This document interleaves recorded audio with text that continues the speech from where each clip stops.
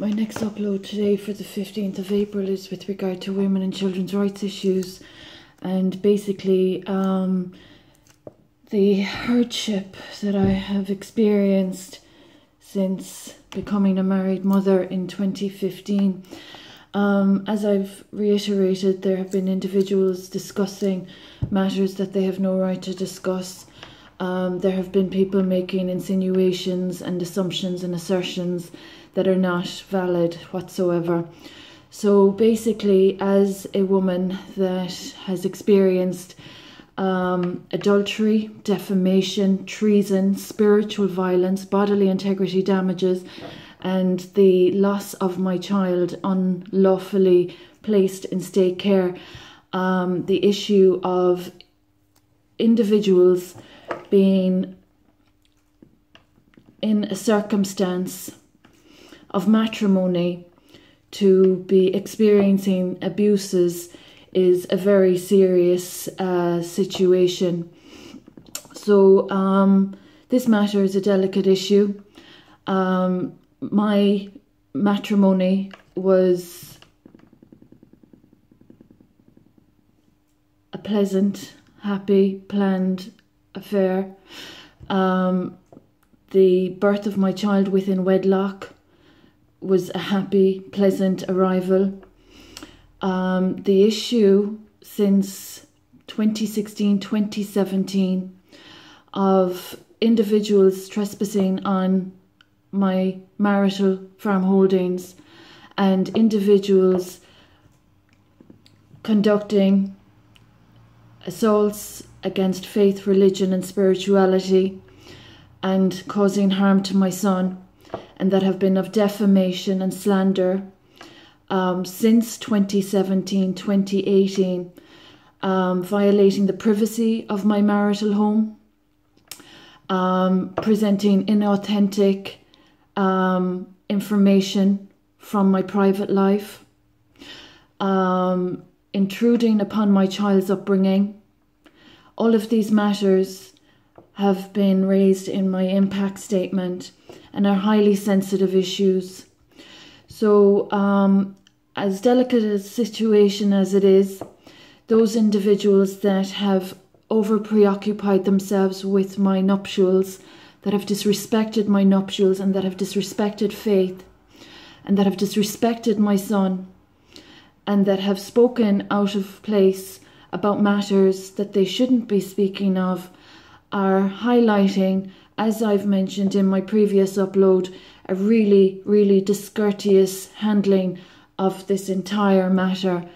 And it has become a really crude affair with regard to the extent of offences that a royal mother has experienced that is needless, careless and reckless. My royal patronage has been violated since my marriage. My child has been violated since unlawfully withheld from me. I have paperwork here in front of me that is not authentic, not lawful, and not respectful of the policies and procedures required. The issue of the Department of Justice, aware of the circumstances and publicity surrounding my child's care placement, knowing the harm and trauma that he was exposed to, and facilitating any obstruction is a real concern for me. I have contacted the DPP and GSOC since 2017, and I'm really concerned that my son is still not in the best care of me, his mother.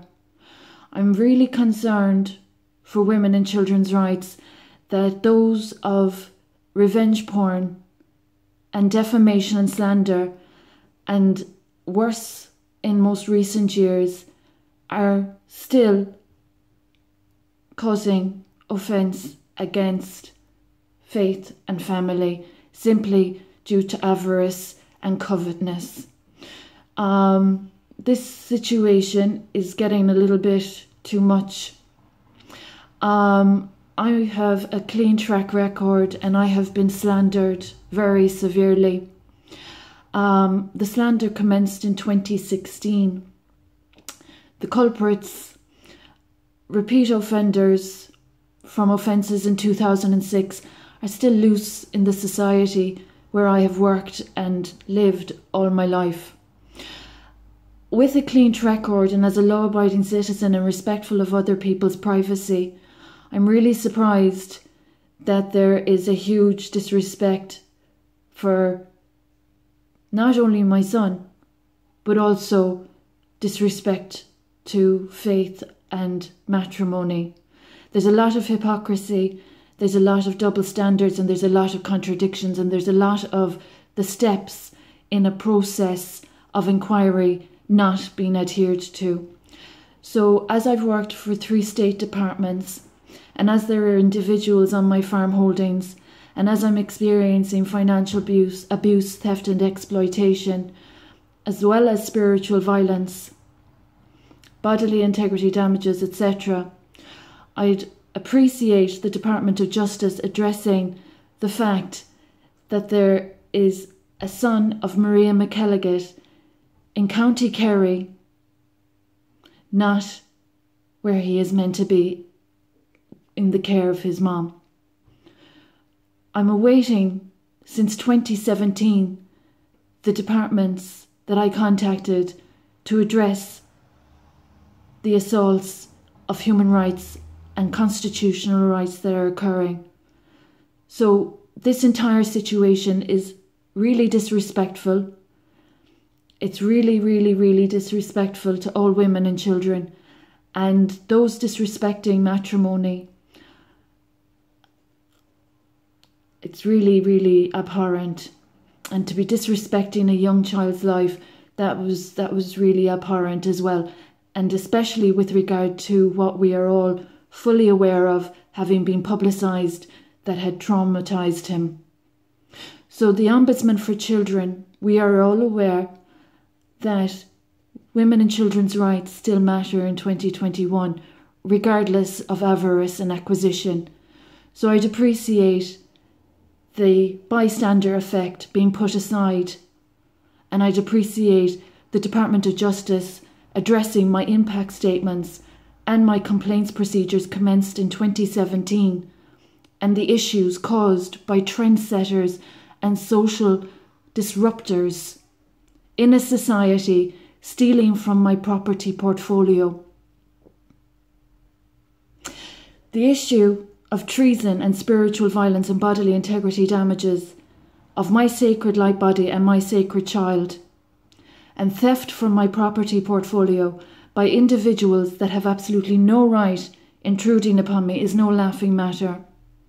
The damages to my body as a newly married mom, to have experienced the harms that I experienced without the relevant agencies protecting my royal patronage or my child's royal patronage, are all matters for the United Nations.